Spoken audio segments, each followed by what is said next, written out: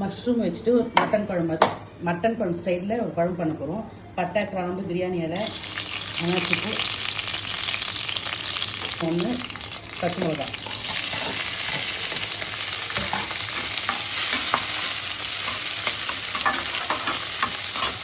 வச்சு வெங்காயம் வதங்கிட்டு இப்போ எண்ணெய் ஊற்றிருக்கோம். பட்டை, கிராம்பு தாளிச்சுட்டு பிரியாணி இலை தாளித்து இஞ்சி வெங்காயம் போட்டுட்டு இஞ்சி பூண்டு பேஸ்ட் போட்டிருக்கோம்.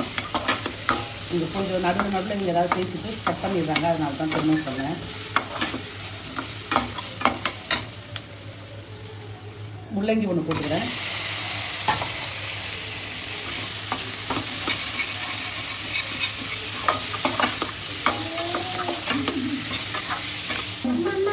அம்மம்மா என்ன பண்ணுறாங்க?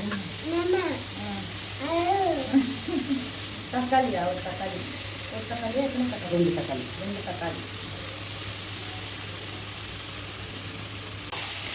இது நல்லா வதங்கிட்டு தேவையான உப்பு போட்டுக்கலாம்.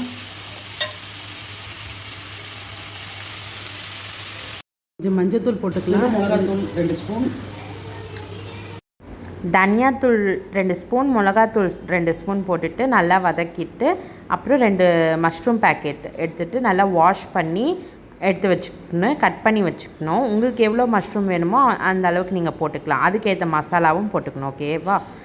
அப்புறம் நம்ம சப்ஸ்கிரைபர் ஒருத்தவங்க நேற்று லன்ச் வீடியோ போஸ்ட் பண்ணியிருந்தோம். அவங்க கமெண்ட் பண்ணியிருந்தாங்க இந்த ரெசிபி ஷேர் பண்ணுங்கன்னு சொல்லிட்டு, அவங்களுக்காக இந்த வீடியோ. புளி தண்ணி ஊற்றியாச்சா? கொஞ்சமாக புளி தண்ணி ஊற்றிருக்கேன். இப்போ வந்து தேங்காய், மிளகு, சீரகம், சோம்பு அரைச்சி வச்சுருக்கேன். 2 மூஞ்சி போட்டுக்கலாம்.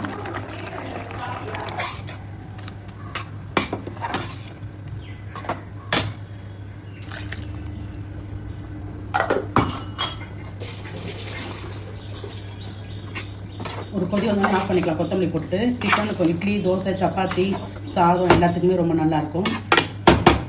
ஒரு கொதி வரட்டும். கொத்தமல்லி போட்டு